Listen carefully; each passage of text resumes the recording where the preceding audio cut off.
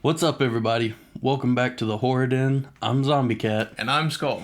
and today we are going to be reading Room Zero. I'm so excited.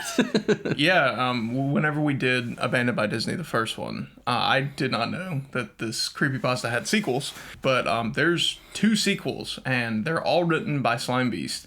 And this one was actually published on January 8th of 2014. So that's a year after the first, right? Mm-hmm. And this can also be found on creepypasta.org if you want to read along, or if you want to read it for yourself in the future. Just go ahead and do that. Just letting you know the info. From this picture here, what are you guessing this is going to be about? Okay, so for those of you who cannot see what we see, we are looking at a picture of a gas mask in the background. Okay, so a part of me thinks that this is going to be kind of not a period piece necessarily, but definitely like a reference to a different period in time. You know, kind of like Mowgli's Palace was created in the past. I think this is going to revolve around some kind of like World War II fallout bunker. Well, I was about to say, Disney did have like these. You'll have to fact check this, or like you can put in pictures. I think you did in the last one where I was mentioning what this story kind of might be about. It's like I think they would have like these bomb shelters, and they gave away these official Mickey Mouse gas masks. It's so terrifying. Yeah, you showed us pictures in our group chat, and they just look horrifying. Yeah, it's like I don't remember if it was probably World War II, but I'll have to. Judging by the mask, it had to be. It had to either be like World War One at the latest. I'm not even sure if Disney was open around that time, but definitely World War II is a possibility. Okay, who wants to kick it off? I kicked it off last time, so why don't you go ahead? Okay. It's been a while since I've written anything related to the Disney Corporation, and I'm sure you can understand why. A lot has been going on since my last post. I received a lot of questions and concerns from folks who read my first-hand account with Mowgli's Palace, a resort that was built and abandoned by Disney. I want to thank everyone who mirrored my post. It's been taken down from a few places, mostly corporate sites, that were easily leaned on by a larger power. However, for every nuke topic or disappearing blog post, it seems like 100 more have popped up. This is something they'll have to face. There's no turning back for them, nor for me either. I'm definitely being followed. For the first month or two, I chalked it up to paranoia. Any casual glance or half smile in my direction set me off, hairs standing on the back of my neck, and everything. The first one I actually was able to spot was a telephone worker milling around my apartment complex. What the? That's pretty scary.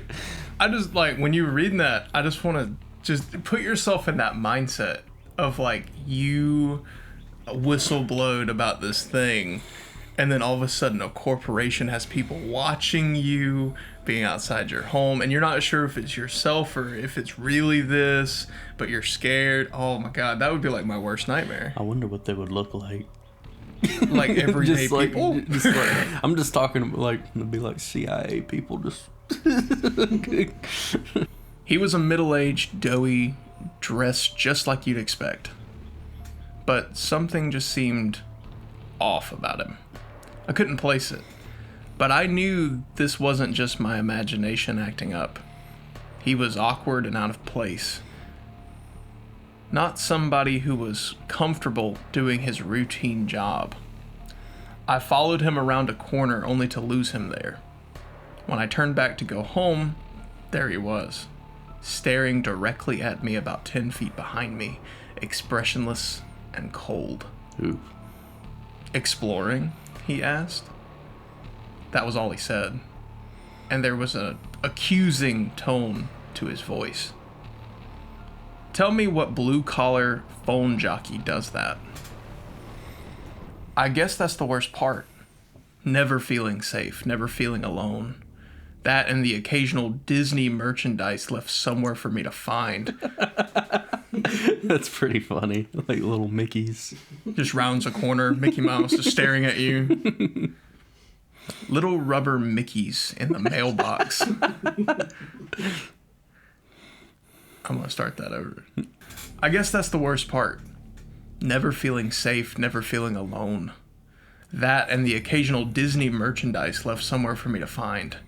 Little rubber Mickeys in the mailbox, a Disney adventure magazine on my bookshelf. They hid little Mickeys everywhere. 3 circles, 1 big, 2 small, in the silhouette of a famous mouse head. I've started keeping a running list of Mickeys I've found. Coffee cup rings on my coffee table, 1 big, 2 small. Colored glass bottles left on the doorstep, viewed from the top down, all red. Graffiti on the wall on my way to work, a huge earth, small sun and moon in the proper locations. They're everywhere. So some creepy dude is just leaving little Mickeys everywhere. I mean, it's just like, it's almost like the Disney Corporation is messing with it at this point. They're just like, we know what you did. It's so funny. You just imagine opening your mailbox one day. There's a tiny little Mickey, rubber Mickey staring back at you. But hang on, we're not even touching on something that's very important. Imagine that you don't even drink coffee, and you walk into your living room, and on your coffee table is rings where coffee cups used to be, and it's in the shape of a Mickey Mouse head. Yeah, that is fun. Terrifying. That's fun. Who's been in my house? Or Disney advertisement stuff just appearing on your bookshelf. That means that they're entering your house. Yeah, that is really creepy.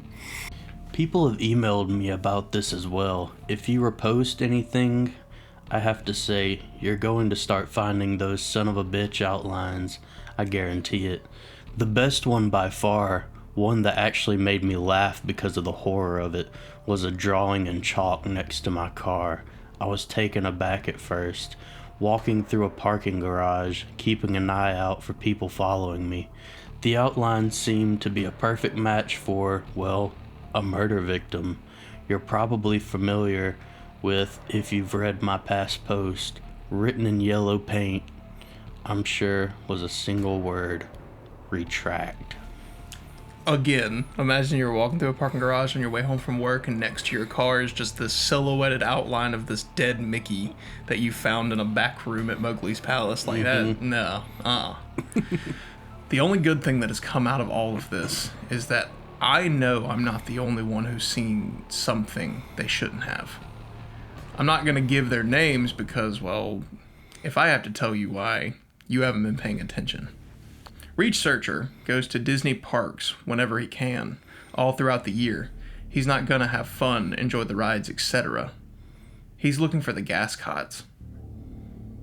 There's been a long tradition, apparently, of people reporting strange patrons throughout the park. Silent, motionless, staring patrons of every age, shape, and size.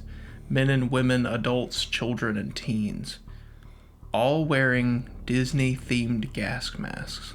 Ugh, that's I got terrifying. chills just reading that. That's terrifying. The hair on my arm just stood up. Because, I know you've never been to Disney, but, I have a few times over the course of my entire life. I will soon enough. But, I mean, if you've ever been in the slightly controlled chaos that is Disney, there's just it's a sea of people. And if you really stop and you look around and you kind of just people watch for a second, I do that. And I'm just imagining that I stop at the wrong time and I look over and I just see this person staring at me with a Disney themed gas mask on. And that is terrifying. Imagine that's a real life horror movie happening right in front of you. You just saw something you're not supposed to see. I know, just imagining these hundreds of people and you just see a kid wearing a gas mask with Mickey ears, just and the crowd parts at just the right moment and they look at you and you make eye contact and they cock their head at you. Oh my god, that's terrifying. Creepy. I like that line. Way back when, Disney would get tons of complaints about oddly dressed folks following others around the park. Folks who would then merge into crowds and disappear. Oh, that makes it so much worse. Yeah, it's you're being followed and then you turn around and they're gone. Yeah, what? say we imagine that. It's like they just meld into the crowd. It's like some Assassin's Creed level shit. Yeah, just like, oh, that's spooky. The crowd just passes in front of that kid we mentioned earlier, and then the crowd clears and he's just gone. Ooh, that's spooky. Later on, the gas mask caused folks to draw other conclusions, and reports of possible terrorists and bombers started flowing. All of those reports most likely went straight into the trash can.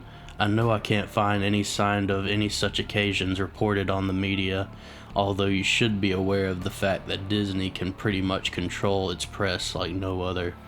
Researcher goes to the parks, talks to a few people, and tries not to draw any attention to himself.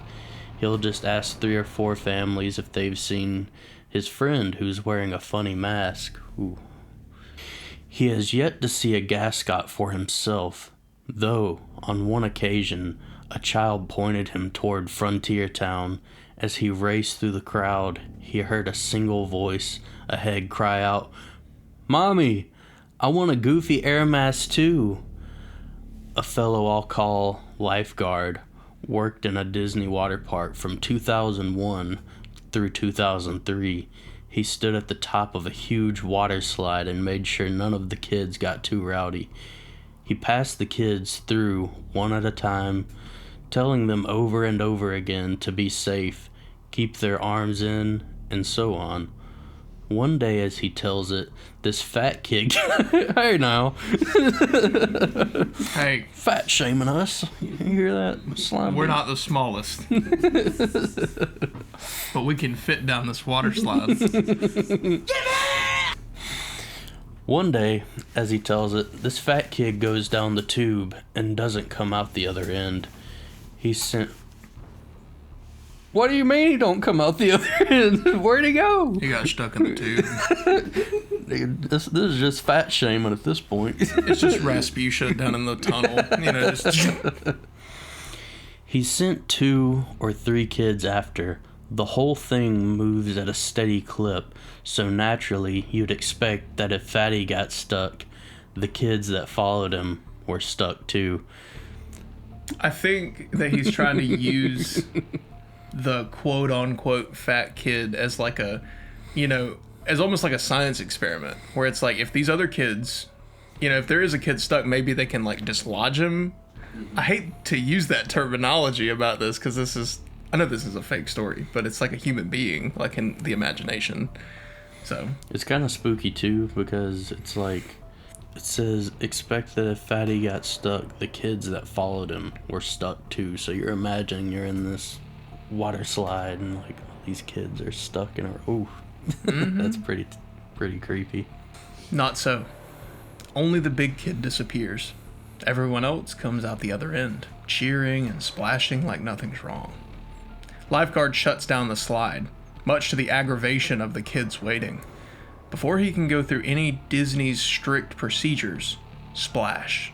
Fatty finally comes out. What? That's so creepy. And that's something that, like, those kids in line, they wouldn't notice that. You know, like, think yeah, because it's like so crowded. Like they're just when we were all kids, like, you know, I can think back and like all the stuff that I probably missed out on because I was in my own little imaginary world. But like viewing this through the eyes of an adult, or like even a person in the workforce, like you notice stuff like that.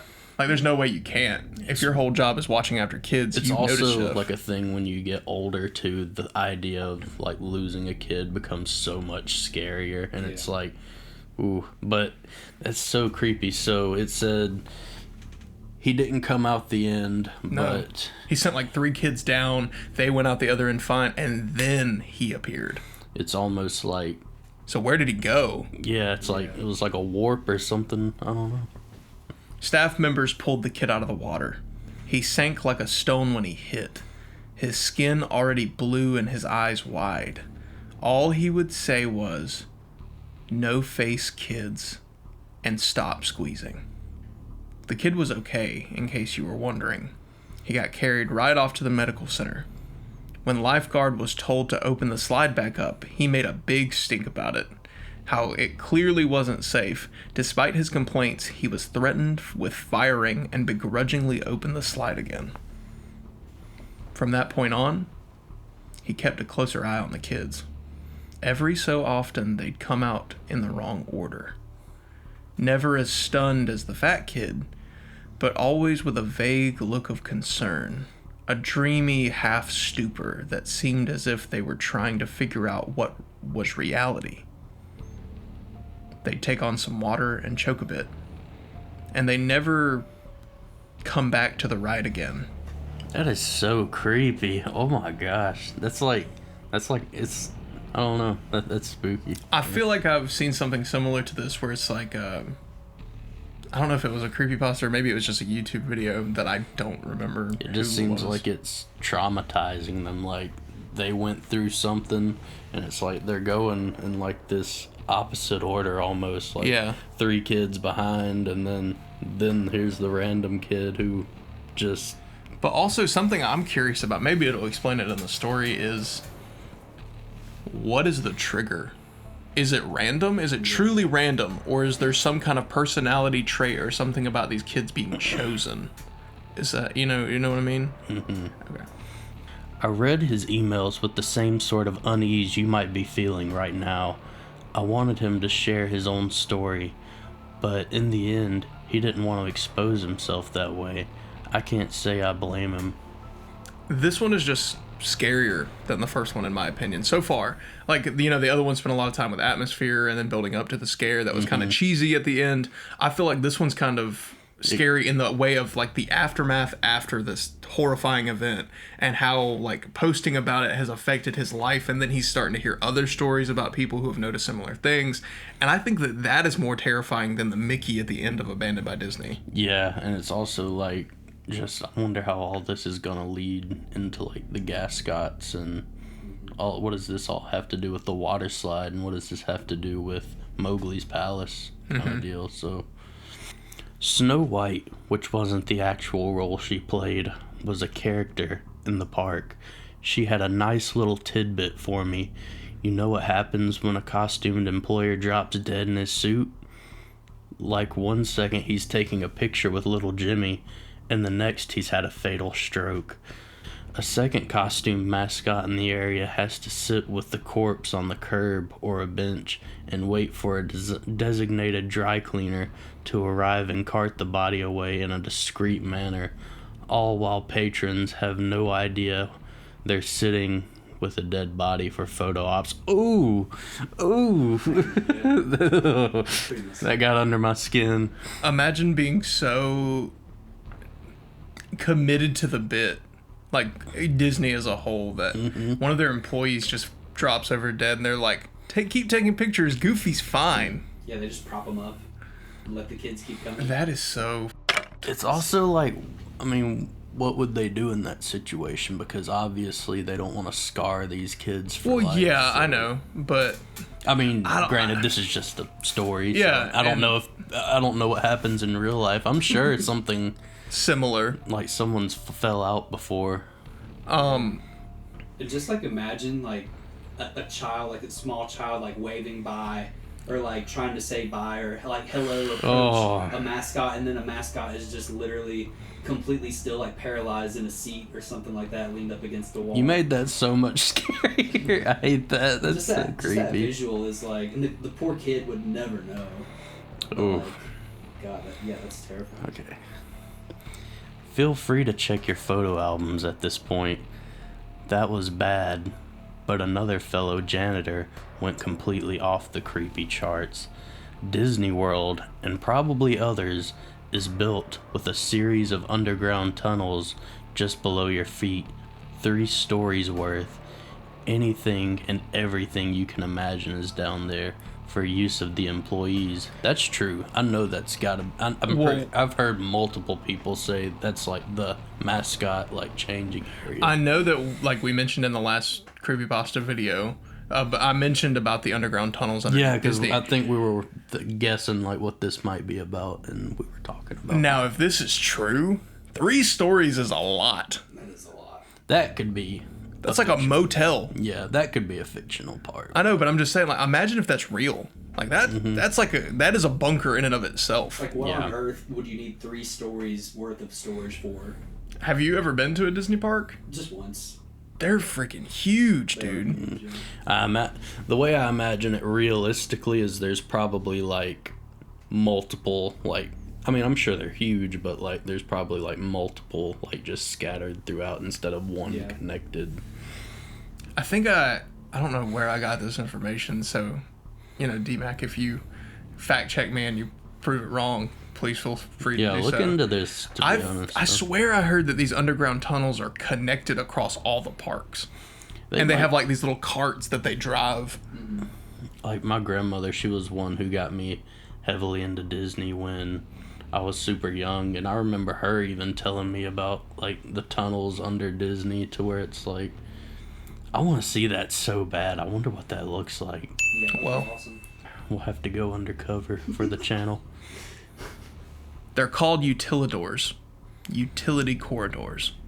Basically, that's the reason you don't see characters out of place or janitors wandering through the park. They pop in and out of hidden doors and travel a concealed town that you're walking on. Janitor told me something that might be common knowledge, but nonetheless, news to me. Walt Disney had several apartments built into his parks. There's one above Cinderella's castle. There's one in the Pirates of the Caribbean ride. They're all over the place. More than that, there are nightclubs, a movie theater, a bowling alley, and much more. All behind doors built right into the whimsical facade you passed by without a second look. Club 22 is one such hidden area. If you have the cash to join the exclusive club, you don't. Then you'll have access to it and much more. Club 22 is a place where anything goes. Disney Code calls these places dark zones. Spots where the squeaky clean visage of Mickey Mouse gives way to drinking, drugs, and yes, sex. Conversely, the rest of the park is the bright zone, with a few gray zone utilidors between. As far as Janitor has said, it wasn't always that way. It was more of a slow decline and the gradual relaxation of social norms within that elite group. The reason he knows all of this, you may have already guessed, he's cleaned it. After a lengthy background check and a non-disclosure form, Janitor moved up from a park attendant to one of these dark zone cleaning crews. Now, before you get some satanic human sacrifice vision in your head, Janitor saw nothing of the sort. Lots of empty alcohol bottles, yes, used condoms scattered like deflated New Year's balloons. Oh yeah, he cleaned up his share of blood, piss, and vomit. It was only down to all unrestricted behavior of patrons as opposed to any sort of cult behavior. At least that's how he sees it in retrospect. All that trash, that profane shit, went into a furnace and mingled with the smoke of a quaint cottage's chimney. If you've been to Disney World, you've breathed ultra-condensed sin. Backing up this information was Hammer. Hammer mailed me the old-fashioned way, though I don't know how he got my home address. He sent me photocopies of work papers proving his employment with the instructions to burn them when I was convinced, which I did, gladly. Hammer worked around the Disney World park doing demolition and construction. At one point, he approached a superior regarding some strange construction plans. There was a wide, rectangular area marked off on the blueprints, about the size of a supermarket. The area was left unnamed and only bore the words, "Do not dig." Not only was his superior in the dark, but he was super fucking purposefully in the dark. He didn't want to talk about it, didn't want to know about it, and ended the conversation with, "This space is intentionally left blank." Hammer didn't get it. The area seemed a waste of space, and it was directly conflicting with the work his team had been given. He started poking around the area on his off time, finding only a derelict steel door. and a great span of concrete just beyond.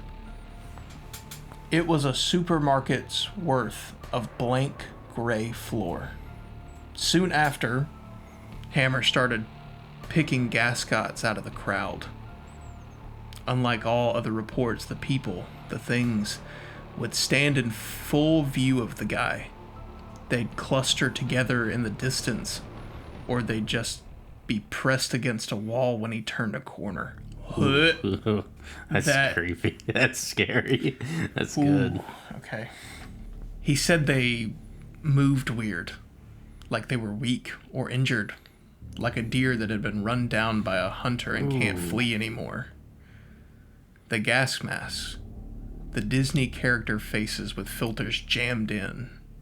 He noted they seemed wet on the inside, like condensation on a car window. Tiny beads of water glimmered behind the glass, making it impossible for any of them to actually see. Probing further, Hammer started asking questions of anyone and everyone who had been working in the park for a decade or more. He hit dead ends throughout, until he was directed to Ida, an elderly woman who worked in a restaurant on Main Street. She'd been there since way back, and though nobody had the balls to ask directly, everyone knew she had plenty of terrible stories to tell. So what are you thinking? It's almost like zombies. That's terrifying to think of, like, almost. I know I made a joke about the Family Guy episode last time we talked about this, but what if, like, this story is implying that is somewhat true, but it's not just exclusive to kids? Like, these people, maybe they go into this time warp or whatever, and they become, like, enslaved by some kind of, like, extra dimensional or, like, just supernatural force that's surrounding Disney because of all these, like, you know, like the Snow White character was talking about the deaths that happen and how they cover them up. Maybe, like, these souls, maybe it's even something as simple as, like, these souls can't leave, but because they're branded by this Disney marker, they're, like, trapped in this endless cycle, and the gas mask is supposed to be. That's fun. My question is also, how does this connect to the first story? Well, I feel like it's the same guy, and he's being harassed because of his exploration into Mowgli's palace. And so I think this is less directly connected. I think it's a True Blue sequel where it's like, this happened and this has happened because that happened. So this deep dive of information is happening and uncovering more. So I wonder if this is almost going to be like anthology sequels to where it's like just other creepy stuff. Yeah, but instead of it being completely separate incidents, it's almost like they're loosely tied together by the same main character. Maybe it'll all kind of tie in somehow. Yeah, I mean, we're obviously going to find out. So. Hammer asked about the empty space, then about the gas mask customers, and at first he thought he would receive the same non-answers he'd gotten so far. She was quiet, eerily quiet. "Room 0, she croaked, a single, shaking hand placed to her cheek as if she were a shy little girl, fearing a father's punishment. She didn't meet the man's gaze for the entire conversation. Room 0, as it turned out, was yet another hidden room, just like the apartments in Club 22. However, its sheer size and its spot deep beneath the park set it apart from any of the fun dark zones. It was a bomb shelter. Room 0 was built to withstand a massive attack, be it conducted by foreign or domestic enemies. Room 0 was to be stocked with enough rations to feed the entire park's average number of patrons at any given moment, and housed a smaller yet lavish panic room of sorts for Disney higher-ups. During World War II, that's Okay. it. Yeah, okay. During World War II, official Disney gas masks were actually produced for children to wear in the event of an attack. The idea was that it would be less scary for kids if Mickey's face was emblazoned on the wartime safety device. Oh, that gave me goosebumps. You'll have to put in the pictures again of those, because that's real. That is real. Yes. I know the obvious problem with that. During the Cold War scare of the 60s when Disney World was constructed, that answers my question. So Disney World was not around during World War I or even World War II. During the Cold War scare of the 60s, when Disney World was constructed, Room Zero was stocked with similar masks as well. Whether they cared about the fears of children or just callous branding, the things found their way down there. What's more, some genius decided that kids would then be frightened by the gas mask their parents wore, so all masks, adult and children, were made to comply to this insane standard. Ida described it as treating a wound with lemon juice. None of this explained what Hammer had been seeing, though, not only the seemingly supernatural appearances, but the emptied out room as well. I've been in there, he explained. There's nothing but a cement floor and 4 walls. No. Ida shook her head and covered her mouth, stifling a sob. You've been on top of it. Oh, that's really good. So, I'm wondering if these might be ghosts, too. I mean, we're talking ghosts maybe because they're saying they see these, like, apparitions of adults and kids wearing these gas masks, like, throughout the park, and I wonder if it could be, like, spirits of the people wearing these masks. Like, maybe they got killed in this underground. Maybe there's some kind of creepy underground thing going on. But also, what if it's the same force that was the photo-negative Mickey?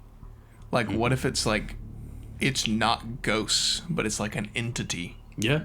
And it's, like, posing as people. Okay, yeah. Oh, that's an even more terrifying thought. I'm in for that. I hope you're not hyping me up, and then it's gonna just be a disappointing end. It's gonna have an awful ending. Someone or something sounded the alarm one day. When the park was at full capacity, the warning was clear. It was supposedly an air attack. Security ushered everyone down into the tremendous shelter, and they were ordered to put on their masks and hunker down for the duration of the assault. Everything was quiet for about 30 minutes, save for the crying children and the frightened whispers. No one wanted to die, and so they were thankful in a way for this strange measure of safety. Then the first scream rang out. "Hey!" a man shouted. "Quit pinching!" Waves of shrieks and yelps rippled through the crowd from one wall to the other, back and forth. "Who's running around? Settle down," someone hollered. "Who's laughing? This isn't funny." "Ow! Who stepped on my foot?" Despite security guards urging to calm down and keep their cool, the crowd became more and more agitated until finally, after nearly an hour of madness, the lights flickered, then died. So, kind of going back to our discussion that we just had, maybe it could be both. Maybe it could be ghosts and a deity because, like, not a deity, but an entity. Because the lights flickering happened in the first one. Ooh, that's a good catch. Yeah. So the lights flickering and then, like, the weird going off and on of the, like, lights. Maybe that will finally explain who the hell's been changing the fluorescent light bulbs for all these 20 years. But I think that I think a good guess so far, I mean, we don't know yet, but we're about to find out, like, what exactly happens to these people. Like, they could just walk out of here and maybe that answers our question. But I have a feeling like something bad's about to happen and these people are about to die. Yeah, and you gotta think how many people this would be too. And he said there was just one of these shelters, which also you gotta think for the time Disney World wasn't as big. It was massive still. Magic Kingdom was its only thing. Yeah, for a long time. I guess it would have just been a shelter for Magic Kingdom. Right. So that would explain it a little bit. So that's still so many people. Yeah. I mean, this also, on a side note, in real world time, this kind of makes me interested to, like, research, like, when each park was built. Yeah.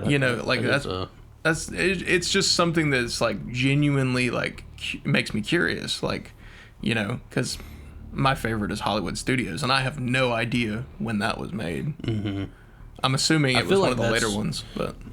Yeah, I was about to say, it's probably a little more modern, but I mean, Tower of Terror is, like, pretty old, and that's in Hollywood, right? Yeah, it's in Hollywood Studios. I mean, I don't know the history behind it. I mean, I don't know if Hollywood Studios has always been Hollywood Studios, or if, you know... I don't really know. I mean, there's obviously new parks that have been built, but the main parks that were around forever, like, I don't know the order in which they were built. I just know that Magic Kingdom came first. Yeah, that was the park. What followed could be only described as utter chaos. In the dark, only the wails of the young and the anguished cries of adults could be heard in a massive swelling din that bloodied the ears of all within the black echo chamber. God, this whole story has given me goosebumps, like, multiple times. That's so haunting, like... In the dark, like, probably, like, a few stories below ground level, and it's just dark. Just screaming kids and adults, probably thousands of people, like... Oh, God, that's... A group of staff members and a select few patrons made it out the door, ready to face the war above rather than the insanity below. What they found, of course, was a desolate yet untouched theme park. The music continued to play, echoing through a silent storybook towns. Upon returning to Room 0, the few who stood at the top of the steel staircase that led down into the pitch blackness heard no sign of the previous fray. There was only silence.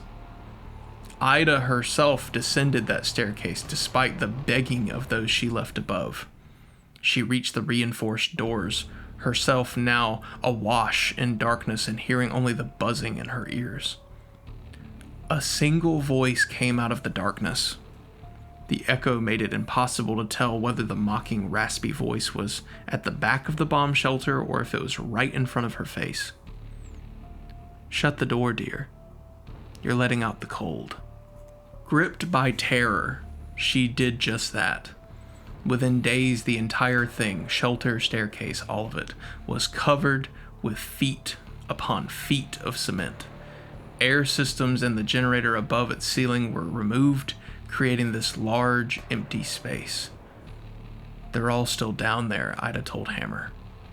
"Down there with whoever that was." You might notice I've used Ida's name. Unfortunately, she passed away soon after telling her story.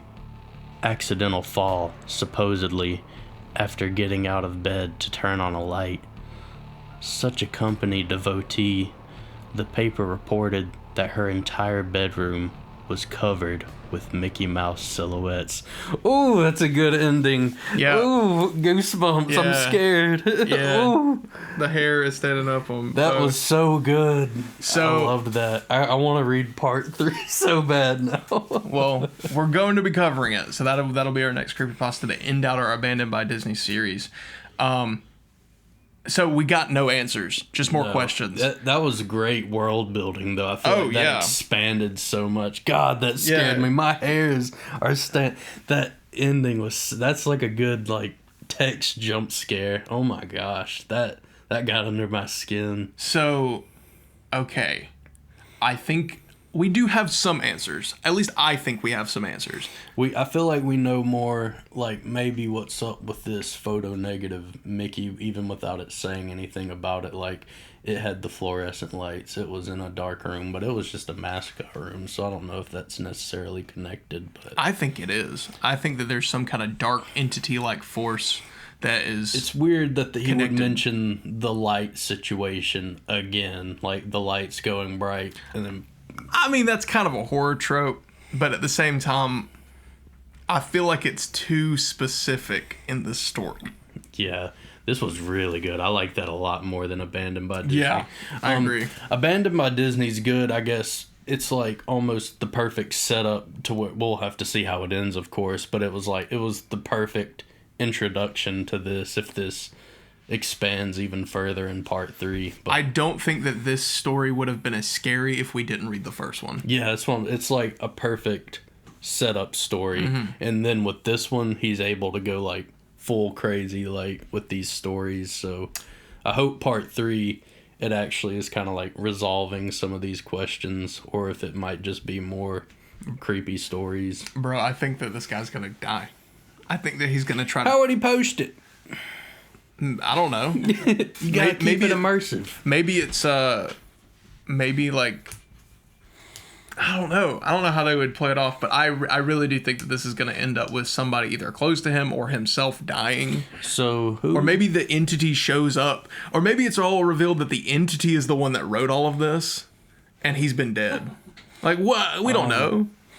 So who was Ida saying she was talking to? Was she talking to the main character? No, she was talking to an informant known as Hammer in the story. Okay. That was the construction worker that found the blank space on the I wonder how blueprints. long she had been dead.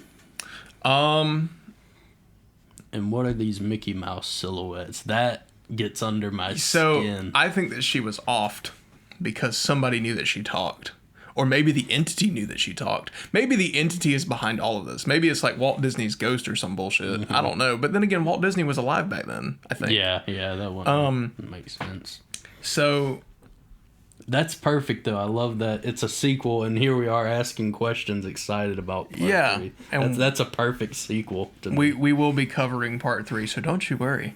So overall, I preferred this one. Yeah, that was really good. I feel like the horror was tuned up a lot. Like, while the first one, like, I'm not saying that the first one had an anticlimactic end, because it didn't. It was a very dramatic, very horror-filled ending, but I feel like that's something that doesn't hold up now. I think it is more cheesy now. The ending to the first one was cheesy. However, this one... This is kind of cheesy, too. I mean, the whole idea is a little goofy. I mean, I feel like just this one, though, is more based in, like, reality. Like, it's a little more grounded. I like the realistic aspects of the actual used gas mask. That was a real thing. Mm-hmm. And also really, this dude's a freaking monster at writing atmosphere. Like, God, he's so descriptive in certain things. It's like, the story is kind of like a tropey little Mickey creepypasta, and that's fine. I freaking love it. But it's like, I feel like the way he writes it makes it so scary. I don't know. It's so good. Like, every time we come upon something that's, like, horror-filled, I always just imagine myself in those shoes. Like, imagine being Ida, you're walking back down into this bunker, you get back to the reinforced doors where you left thousands of people down there, you open the door, and you can't tell where the voice is originating from, but it's just a voice says, "Close the door, dear, you're letting the cold out." Do you think that's Minnie? Maybe. I think Minnie says dear. But also, I don't think it specifies. It didn't. But No. I'm saying, like, it doesn't specify whether it was a traditional male voice or a traditional female voice. It just has a mocking, raspy voice from the back of the deer, shelter. I think of Minnie Mouse. I feel like she says that. I might be completely wrong. I think of an old person. I mean, I do too, but I just kind of hear that high-pitched, like, Minnie Mouse. What if it was her voice? Whose? What if it was Ida's voice being talked back to her, like a mocking echo? Because it does say that she has a raspy voice. Like, what if it was, like, her own voice being echoed in the chamber? Like, that would be even more terrifying. Also, like, the description of opening it and you could still hear, like, the music just playing through the park. That's really good atmosphere. And also just another, like, it's not as scary, but, like, just imagine it emerging from this bomb shelter where supposedly an attack was going to happen, and you just come out to an empty Magic Kingdom. Fallout Walt Disney. Well, anyway, guys, this has been a great experience. Yeah, I'm so happy I've never read that. So I got my first reaction, literally. Yeah, we got both visible goosebumps on both of us. That was so good. So, like we said at the beginning of this video, this was made by the same person who did the first Abandoned by Disney Slime Beast. Mm-hmm. You can find this over on creepypasta.org, and it's called Room Zero. It has a really good picture of the gas mask behind it, and this was posted on January 8th of 2014. Great story. Highly suggest you check it out. Yeah, go check it out for yourself, too. So. You know, maybe if you're feeling spooky one night, you know, you can cut down the lights, pull up your laptop or your phone, and just read it, and maybe put on some music just to give yourself a little scare. Mm-hmm. But Can't wait to check out the third one. Be sure to check out our next video where we will be reviewing Grave Encounters 2 after we have just, reviewed Grave Encounters 1. I'm not looking forward to it. I have no idea what we're getting into, so I can't really say the same. But also, we have some big, exciting news coming up in another future video. Please keep an eye out. We will be covering part 3 of Abandoned by Disney. Please make sure to go check out our Instagram at the Horridin channel and just give us a like and follow just to be staying up to date on our real world escapades. We have some really big plans coming forward about some upcoming videos. We will be covering part 3 of Abandoned by Disney, and we have our next video, Grave Encounters 2, coming out. But also, Zombie Cat, what else do we have? We have a Patreon, so if you're feeling generous and for $5 a month, you can have your name at the end of each of our videos. So if you feel like supporting us, we all 3 work full-time jobs, and we just take a day out of the week to make time for this. So any support is greatly appreciated. So, and like we said at the end of the last video, but I'm just going to reiterate, all proceeds from the Patreon for now will be used and recycled back into the channel. We have a lot of things that we need to improve upon. We need some equipment and also just some quality of life things for the channel itself that will be used for now. And if that ever changes, you will be the first ones to know. But regardless, Room Zero, great story. Really excited about our upcoming videos. Just make sure you hit the like button on this video, comment your favorite part of the creepypasta, just like in the last one. Let us know what you liked about the story most. Make sure you share it with your friends. Yep, share it with your friends. Show it to your mom, show it to your dad. And also just hit that notification bell to stay up to date on all videos leading forward. And most importantly, to all you out there, stay spooky out there.